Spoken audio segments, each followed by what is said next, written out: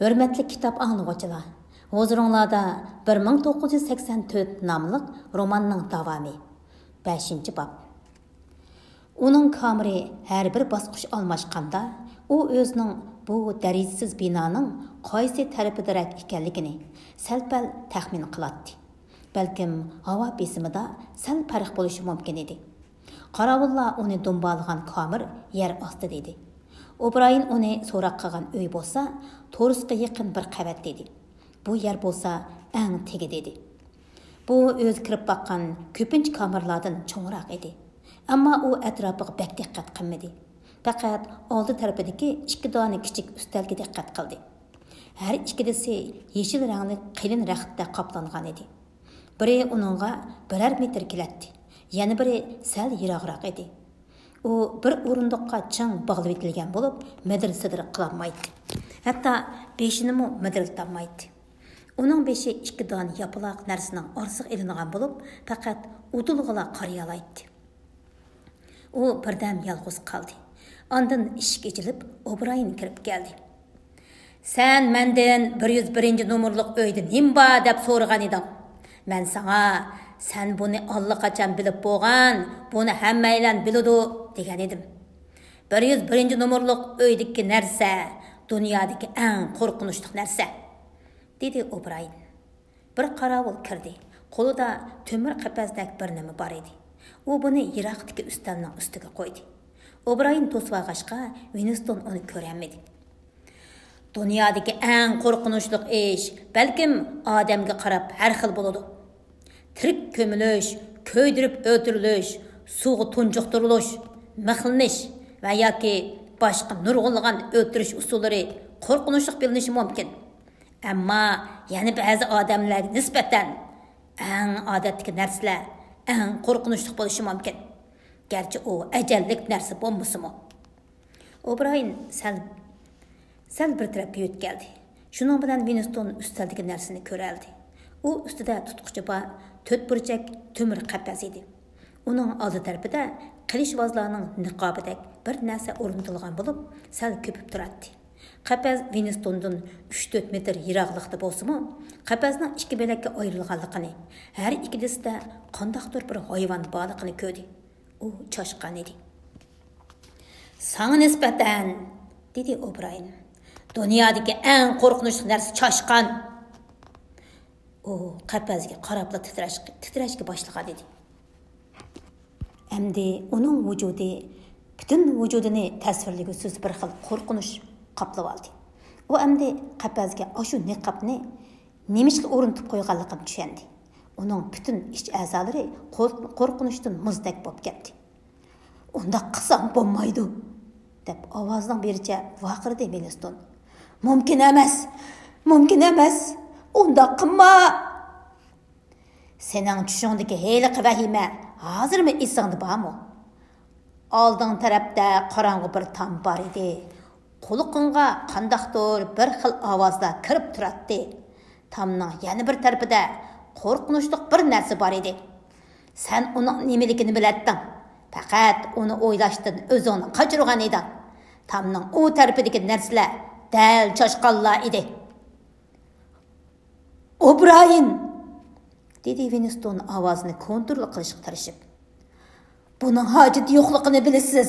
Meni nima qildaysiz?" O'Brien udul javob bermadi.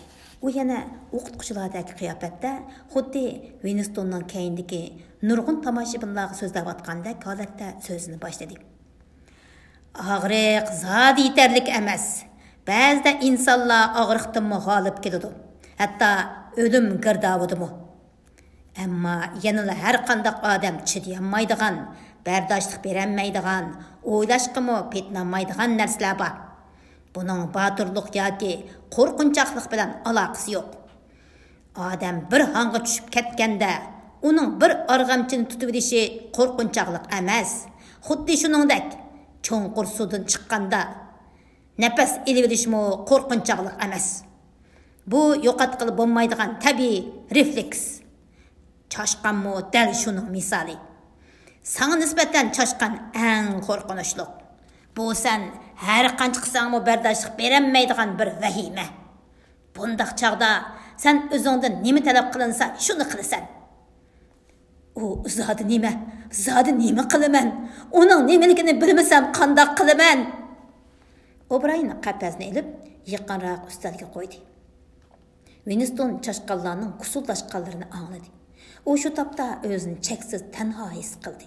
U hozir quyosh qizdirayotgan poyansiz bir dalada yolg'iz qolgan edi. Biroq bir yerlardan kelayotgan ovoz uning quloqiga kiryotdi.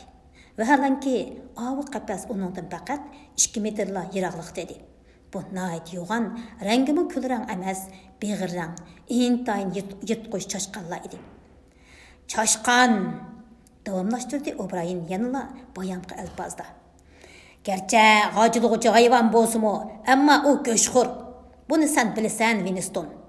Sen haqiqatan namratlar mahallarining ko'chalarida yuz beradigan ba'zi ishlarni anglagan.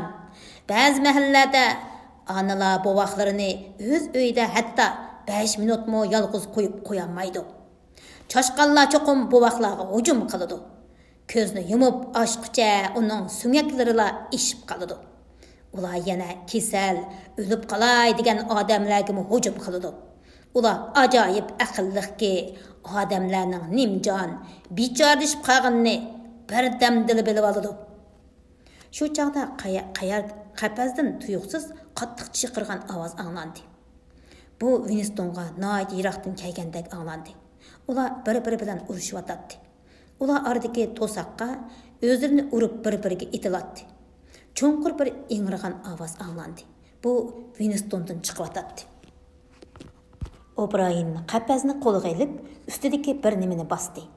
Taraqqada qilgan bir ovoz anglandi. Winston o'rindiqdan bo'shinish uchun saranglarcha jon talishib ketdi. Foydasi yo'q edi.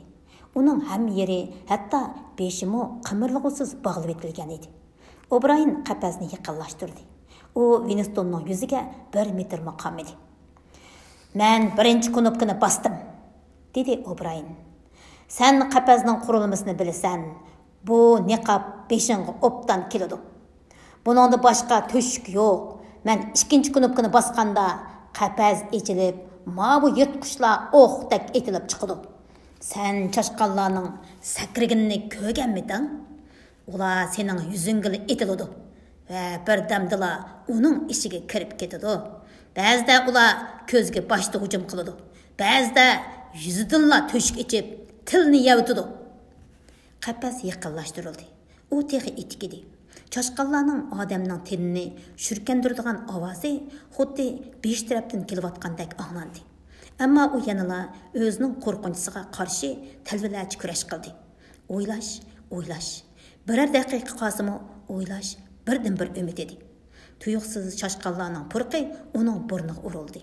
Buningdan ko'ngli edishib, hushidan ketayli deb qoldi. Uning ko'z oldi qorong'ulashdi. U birdanla sarang'a, chirqirab turgan hayvonga aylandi. Uning kallasiga bu qorong'ulikdan bir o'y keldi. Bu yerda faqat bir yo'l bor edi. U cho'qim o'zi bilan chashqanlarning o'tirsiga yana bir odamni qo'yish kerak edi.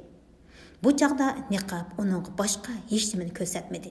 Qapazning ishki uning faqat 2 g'irishli qolgan edi. Chashqanlar nemish bo'layotganligini bilib bo'lgan edi. Ularning biri to'xtamasdan sakrab turadi. Tuklari tushib ketgan yana bir qiyirraqi tirnoqlari bilan qapazni tunib, o'ri turmagan holda vahimalik pushildab turadi. Winston uning burtlari va seriq tishlarini ko'rdi. Uning kallasini yana qorong'ulik, tasvirligisiz vahim bosdi. U o'ylamaydi, hech nima qilolmaydi.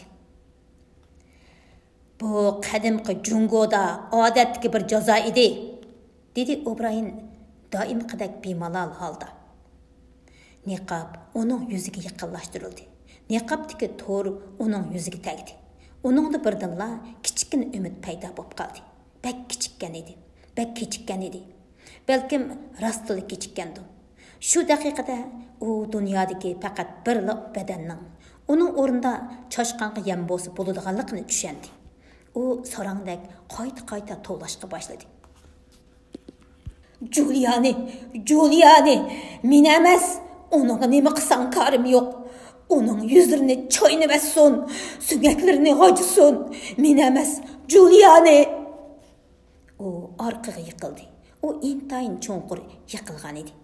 Çaşqanlardan intayın yirak idi. Yanala orunduk bağlaqlıq. O poldan mı ötüp ketdi. Binanın tamlardan, yerden, okyanlardan, atmosferadan, plantlardan ötüp neçe ming yoruqluq yili yiraqlıqqa uçup ketdi. Uçup ketdi. Çaşqanlardan intayın yirak bir joy edi. Ama yanıda O'Brien var idi. Yüzüde yanıla muzdak tömür toru turatdı. O etrafını qaplagan qorong'uliq ichidan taraqqat qilgan ovozni angladi. O qapaz eshiginin etilganligini bildi. Eshik qayta ochilmadi.